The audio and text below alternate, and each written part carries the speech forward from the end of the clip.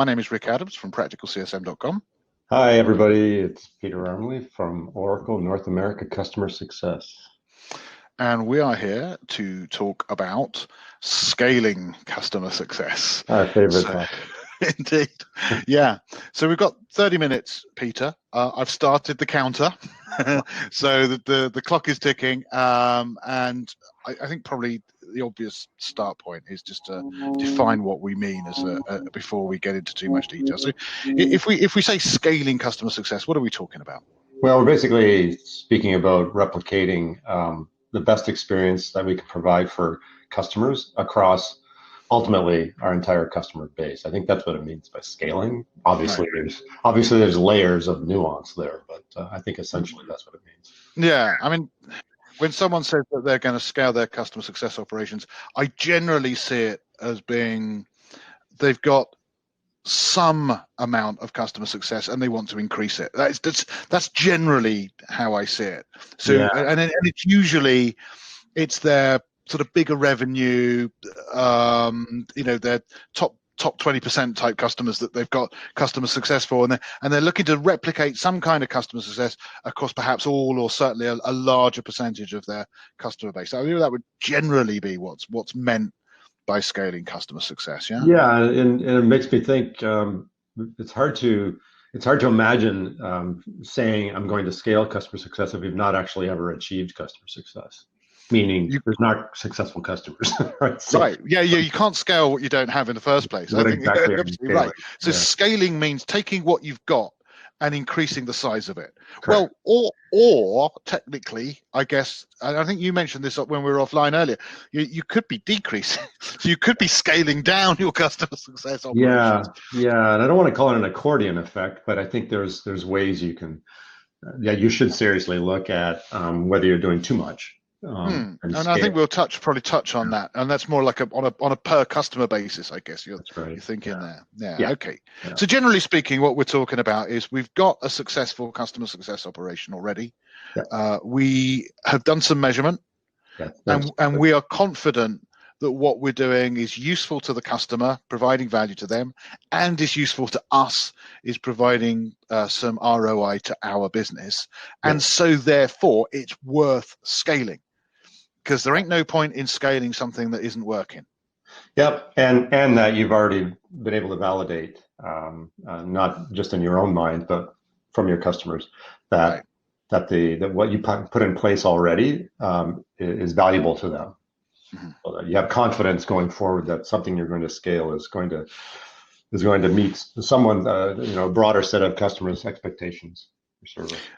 So when we're discussing the question like when to scale or why to scale, because I think these are two very similar questions, really I think the answer is when you already have something that you're doing that is A, is replicable, and B, is valuable.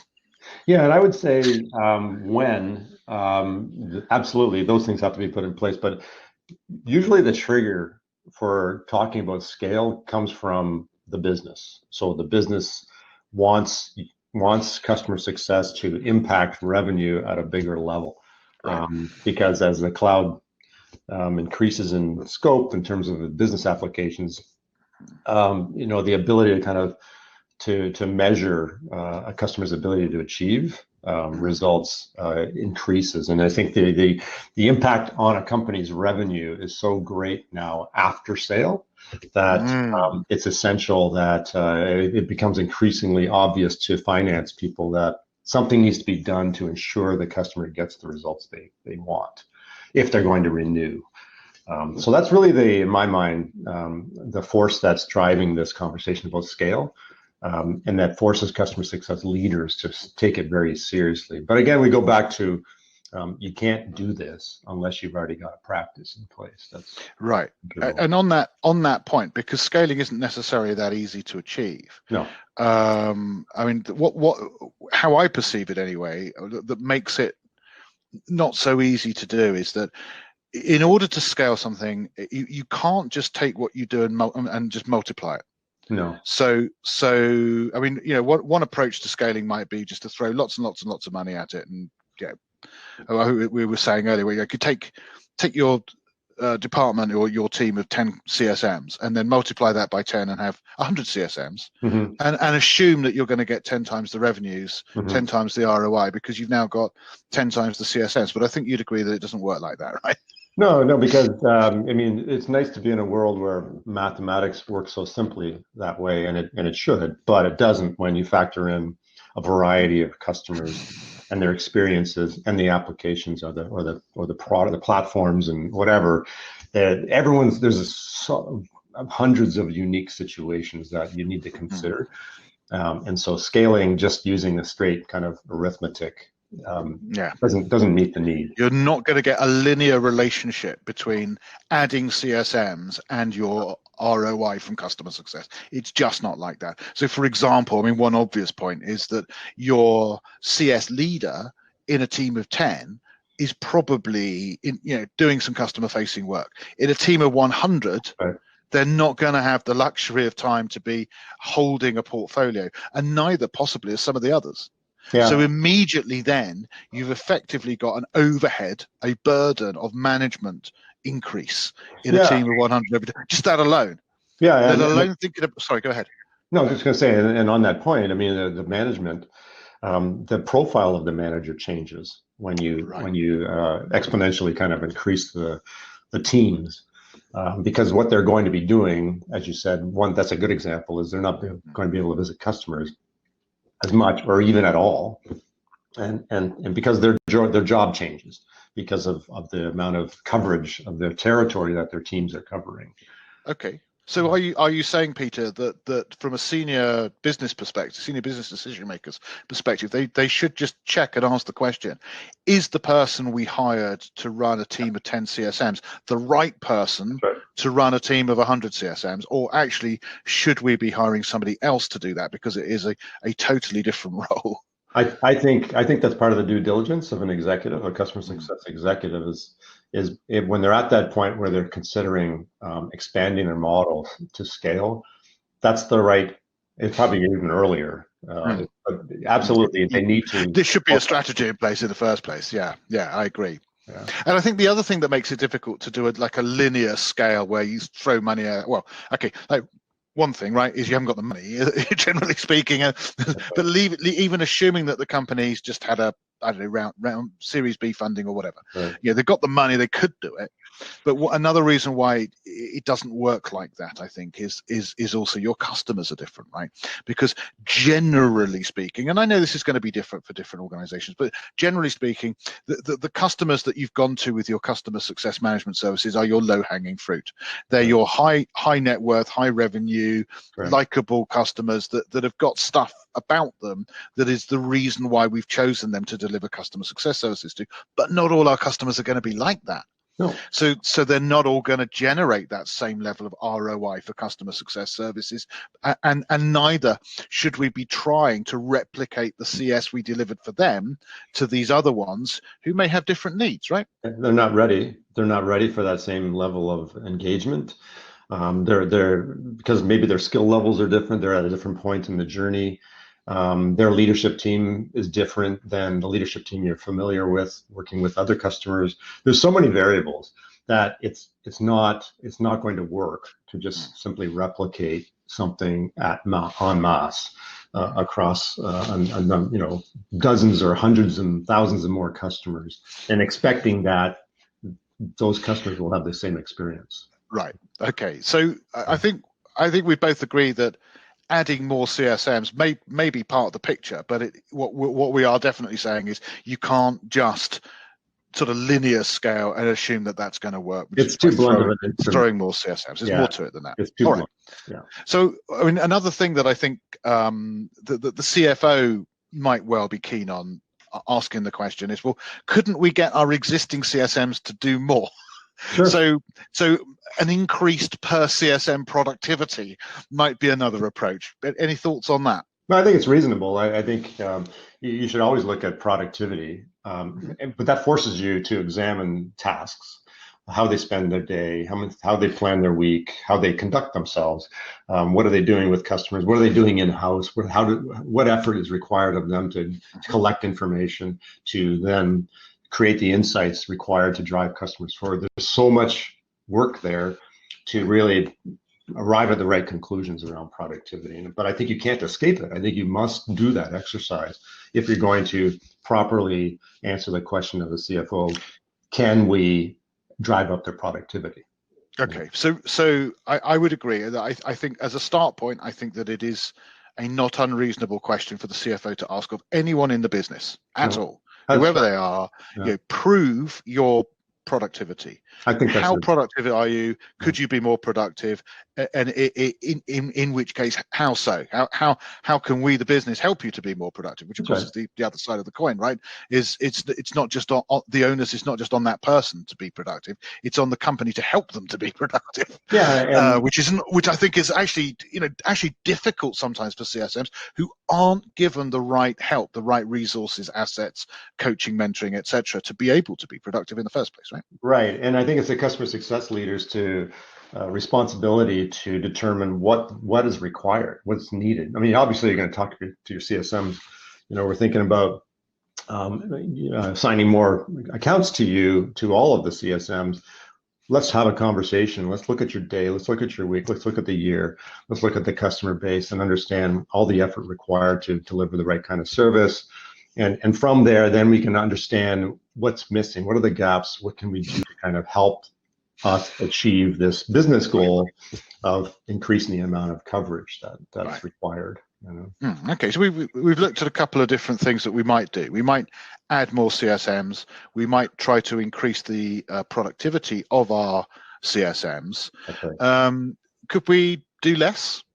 On a per customer basis, is that a possibility? I mean, this is really feeding back to what you were talking about earlier when we said about scaling could be in either direction, right?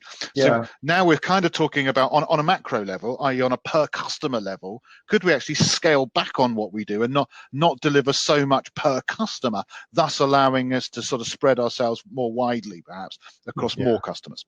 Yeah, I think it starts with understanding the customer's journey, and it's widely known in our industry that you have to know the customer's journey in order to optimize it and deliver the right kind of value at the right specific points in time. But what's often not talked about is sometimes it means doing less along the way. So I'll describe it like at the beginning of the customer relationship we have with the customer. They bought the solution. They need to get it eventually into production. There's a really critical phase there where you're helping the implementation or you're driving the implementation, and then you get it to a state where they can start to think, okay, now we can start maybe moving along the path to getting value from it. That first period is so critical to not just stand up the product, but to establish the relationship in the right way. So there's a lot of intense activity that's required early on, but once they're into production, it changes. The nature of the relationship changes. And so you're focused more on understanding how they're going to achieve their business goals. And you've already mapped it out, a plan for them to achieve these things. And so the intensity of the engagement changes. And I would argue that it becomes less at that point. It's more about measurement. It's more about staying in contact. It's more about proactively offering them information and guidance to move along. It's not about necessarily as much as it was before about fixes, driving the right kind of support engagements to get things over hurdles, and maybe the partners your involvement with partners is more intense in the implementation period. So I would say I like to use the word oscillation of the customer journey, where your focus on the level of attention kind of oscillates along the journey, depending on what's needed by the customer. No, I agree with you entirely, and I know you're familiar with my practical CSM framework because I know you've read my book. And there's 7 phases in there, but there's 3 really big ones, 3 really obvious ones, right? Onboarding, adoption, and value realization. And like onboarding is the bit at the beginning when you're helping the customer to understand what needs to be done. That's right. Okay. Adoption is the process of getting that done such that by the end of adoption, value can be realized. But value realization, that's the long one. Those ones you get through as quickly as you can in order to get to the point when value can be attained. Yeah. And then hopefully if the customer likes what you've got and is getting value, they're going to continue to be a customer for what, months? No, years. Years. Yeah. So for the next, so maybe it's like it's a week of onboarding, a month of adoption, and 12, 15, 20 years of value realization, in which time, of course, things aren't as linear as that. We're going to cycle back, and they're going to say we've strategically completely changed what we're doing now, and we need to do X instead of Y, and we're going to be saying, well, we've brought out a brand new set of features and functions, or even brand new products in this time, and we're going to be moving the strategy, and we're going to be moving what they're using, and sort of adapting and growing and being agile and being flexible. But effectively, I agree with you. The big bit is it's weighted towards the beginning, and the rest of it is then checking, measuring, analyzing. Are we still on track? Are we still attaining outcomes? Is there anything that needs to be changed? And if so, how can we tweak it? But we need to, as customer success professionals, understand that from the customer's point of view, the most important thing is the value realization. The only important. Go ahead. No, I was just going to say, I think too often we are quick to applaud ourselves for getting the customer successfully stood up. Yeah, we've adopted that's a milestone. That's a critical milestone, but that's not totally a critical milestone. And it's even worse in sales, right? I mean, I say worse. I don't mean no disrespect to sales, who have a very hard job to do and do very well. But again, the salesperson who says, right, well, job's done now, after the sale, from the customer's perspective, all that they've had, and by the way, including up to implementation and training and adopting and all of that stuff, up to that point, it's just been a cost. Yes. And it's not even, they're not at zero, they're at a negative value at that point. Well, that's true. It's cost them time and money to get there. They've got to claw that back now, even to get back to zero. Yeah, and I know you and I have had a conversation in the past where you gave me the analogy of buying a car. And the salesperson will applaud that they concluded a sale, they sold a car to you. That's not, from the buyer's point of view, the end game. Obviously, there's no value to driving a car off of a lot, other than maybe it might look good, but it doesn't give you what you need for why you're buying a car. So I think similarly, it's the same thing, right? The customer buys a product, and it's reasonable for salespeople to be happy about that, but the customer might be mildly happy about that, but that's not what they're in it for. I mean, clearly, they want to achieve some sort of business outcome, and be able to kind of contribute towards their overall business objectives using that product. Right. Yeah, and it's only so that like a little bit like Net Promoter Score in a sense, right? It's only when your customer has used your product for a substantial length of time that they can really answer the question: is your product any good? Yeah, and so if I've just go ahead. Just on that point, I was going to say it always baffles me when people want to get a reference from a customer as soon as they go live. ASAP, yeah. Like as soon as they go live, why? Yeah. What are you hoping? I mean, it's nice, but it's nowhere near as powerful as we've been using it for 10 years. It's fantastic. We'd never jump ship. Absolutely. Yeah, when do you know what? It did go wrong. They were brilliant. They came on and they fixed the problems. That's a company that's a recommendation that, as a potential customer, that I would listen to and say, I'm going to consider that vendor or that reseller or whatever, rather than I've just bought it and I love it. Well, yeah, of course you're in love with it. You just invested, so you're emotionally invested right now. It's not the same. But anyway, we could have gotten a bit off topic. But I guess to bring this back to scaling, Peter, let's talk about the big one, the elephant in the room that we haven't mentioned here, that begins in A. So, any thoughts on another approach to scaling we haven't mentioned at all as yet? Automation. That's what I was thinking. Automation. I've always been a huge proponent of factoring in automation. I think Me too. I think you cannot scale.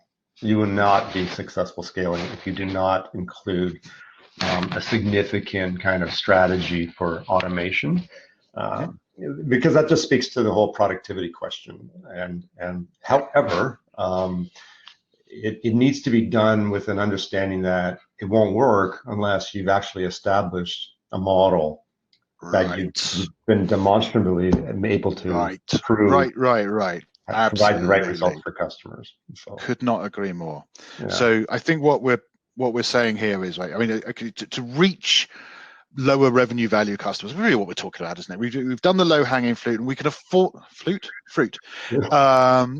We can afford to do that with with real people, with CSMs. We can afford to do that. It's a luxury, yes. But it's a luxury we can afford to do. We were prepared to invest in these higher value customers. It's worth it.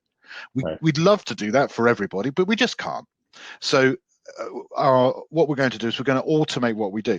Now, to automate what we do, because if we are relying at the moment on each CSM deciding how to do customer success management, then automation is going to be a disaster. Yes. Because you cannot replicate that in an automated system. A system is a system. Right, it's not going to be like, well, I think it's like that today, and I'll do it like that. It either is or it isn't like this. We're going into binary. We're moving from analog to binary. Going forward, a system is a system. I like that because it means that you cannot replicate the experience of a good experience that customers have had, unless that's something that you all agree is the right experience. Right. So if you cannot document and describe what you do currently in customer success, you're not ready to scale, I would suggest. That's right. And too often people jump ahead of that, I think. Yeah. And that's a tragedy. Maybe it's too strong of a word, but it's a tragedy. I like that. Yeah, it's a tragedy. It's a tragedy. You only have like a few opportunities to really cement the practice. I think a lot of companies will start and consider we need customer success, and they'll put these expectations there that you're going to impact revenue, you're going to drive up our renewal rates, you're going to preserve our customer base, you're also going to be growing our customers through additional kind of products and features and all that kind of stuff. And there's an enormous amount of high expectations there. Yes. But if you immediately jump into buying a tool or tools to automate a lot of the requirements of a CSM without putting in place first the model that CSMs can prove out in kind of a manual way, that's not going to work, because you, again, back to your point, I mean, the system is a system, and if you don't have a system in place, what are you exactly automating? And so you have this tool, this expensive tool, that you're just going to struggle with putting in place and getting value from it. Yeah. Yeah, so we've got to have that clarity that comes from a mature model of customer success. This is how we do it around here. We don't expect our CSMs to be making it up every time. We expect them to be following our best practice of this is how we do it. And this is going to some extent vary from company to company. It has to, because there's different portfolio, different customers, different needs, etc., etc. It's going to vary a bit. Rick, do you get a sense that in the industry, maybe it's too broad to even speak about, but do you get a sense that people understand this, or are a lot of people still erring on the side of rushing to automation / scale before they've actually established a fundamental practice? Great question, Peter. And I would hesitate to even guess wildly at the percentages, but I mean, most definitely, I know customers. I mean, big customers, big companies who have spent millions on customer success tools and processes on automating it, and basically had to back out completely and lost all that time and all that money and no longer do it. So and that's the type of company that brings that level. From my expectation, brings that level of professionality and competence to something that would never happen, and they were doing it. So yeah, it does happen, definitely. Yeah, and I think companies like TSAA and even McKinsey, and I think Boston Consulting Group have done research on this topic, and their results show that there's still a significant percentage of companies that really struggle with making sure they establish the foundation first before they move on to kind of the advanced notions of automation and scale. And what we are not saying, just to be clear here, Peter, I know you would agree with me. We're not saying that automation is not good. No. You started by saying you're an advocate of it, and I nodded. I agree. Okay, so we're saying automation is good.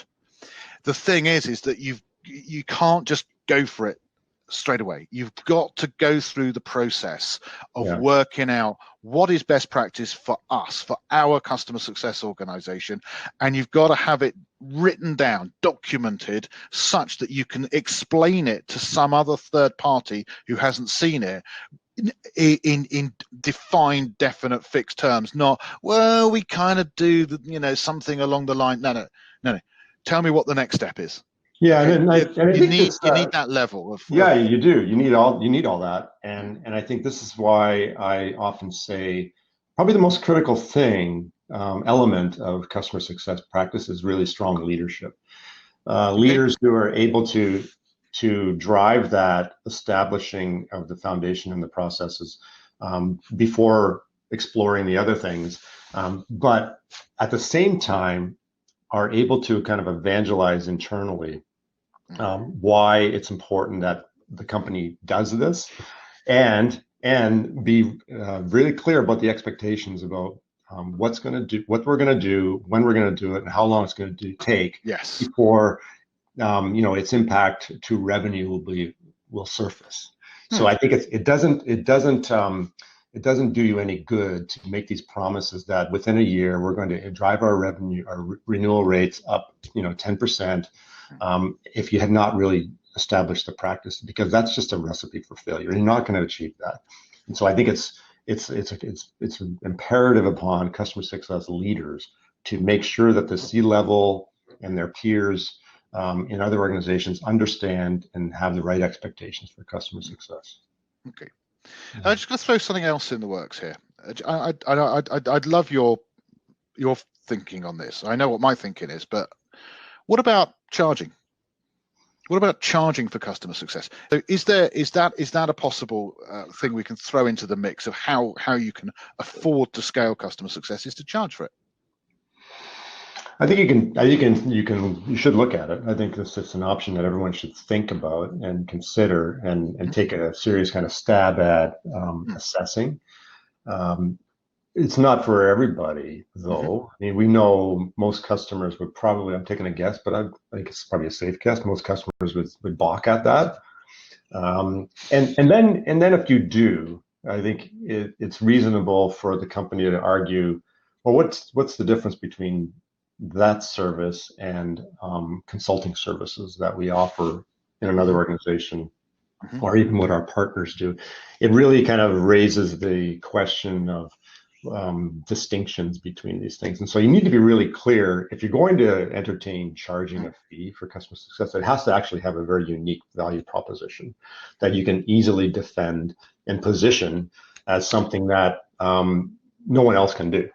And so you're going to at the least you need to be able to measure it and show the value return to the customer. That's right. Yeah, if they're paying for it, it's what they're going to expect. Their expectations are going to be much higher at that point, which is good in a sense, because I've always argued that we should have high expectations of customers. No, indeed.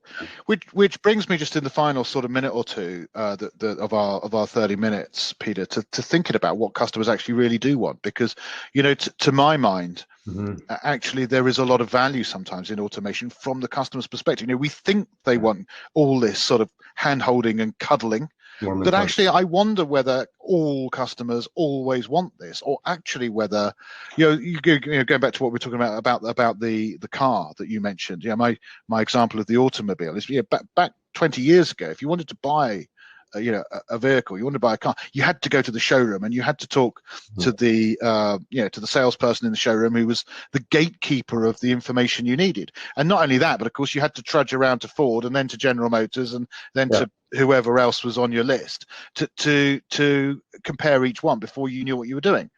I mean, these days, obviously, you can just go online and do it, and you get 100 times better quality information as well. So you can, for example, rather than just be looking at one example of a vehicle, you can build it with an online 3D builder, rotate it in 3 dimensions, change out the the color, change the engine, change the wheels, whatever, the interior, and build it to your exact specifications, and then see what it looks like. Yeah. So I think sometimes actually there's all from the comfort of your armchair, right?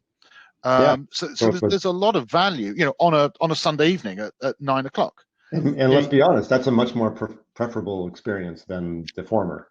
So maybe for customers, they actually, could not necessarily everything, but even the ones that we're currently offering customer success to. Oh, there's my timer going for our 30 minutes, which is sort of perfect time. But even for our customers that we currently offer customer success to, actually some of that maybe we could look at and say, well, maybe when we do scale and automate, that we automate some of that stuff for them as well as for the additional ones. And I've had a lot of conversations with customers on this topic because I've been not just curious, but I do believe that a lot of them would conclude that there are periods of time during the relationship with the vendor where they don't really want to talk to you very much. They would rather receive information from you. They want that lifeline, let's call it. But they don't want to hear from you necessarily, even on a weekly or quarterly for sure, probably. But and also, right, when they do want something, they don't have to wait for it. Right. They don't want to wait for you to be available. They want it now, this instant, whether that's 9 o'clock on a Sunday night. All you have night to do or whenever. is put yourself in their shoes as a customer, and it's a clarifying exercise when you do that, because then you think, okay, well, when I'm working with a provider, I would rather do things over the web. I would rather be able to kind of bring information to myself, or trigger an activity that sends information to me periodic times, rather than waiting, as you just said, for someone to get back to me. But perhaps with some sort of safety net, where if I can't find what I need, or if I've got something unusual that isn't on the the FAQs, as it were, then I know that I've got the safety net of being able to contact the company and talk to a real person about a problem that's important. So it's that balance, isn't it? So should we just sort of summarize where we are? So I think what we're saying is that scaling customer success is in principle, obviously, it's a great idea. We want the value that we're creating to a small part of our customers and to an extent to our business, we want to create to all our customers if possible, and to a much greater extent for our business. So scaling makes sense, so it's important. It's difficult though, because you can't just linear scale. I think we agreed that you can't just throw resources, even if you could afford to do that, which is actually not an affordable model anyway. But even if you could, it wouldn't work. So we need to be more clever than that, right? It wouldn't work, I think, and primarily not just because you're spending lots of money that you won't get a lot of value from as a vendor or provider, but I think ultimately you're going to providing like a million different experiences. It's different. It's not, you're not doing the same. You're taking the principles that you've learned, and that's the next thing really that we said, isn't it, is that before you try and do customer success at scale, get it right in the detail at the level that you're currently doing it, where it's a manual process.